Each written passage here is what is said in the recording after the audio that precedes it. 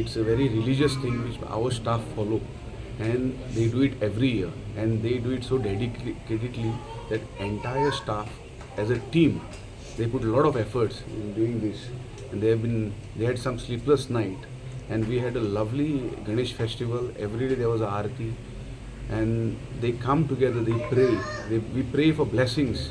In this police department we also requires God's hand, what do you say, and Ganesh has blessed us. It is the longest tradition which has been followed, especially they say in Mormugao, it was the first Ganesh which was held at Mormugao Police Station way back in 1960s. That's what the history says.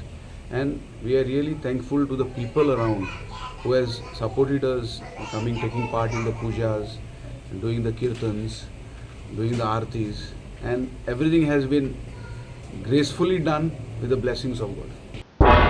तुम्ही पळयतात गोंयकारपण, गोंयकारांचो गोंयकारा खातीर.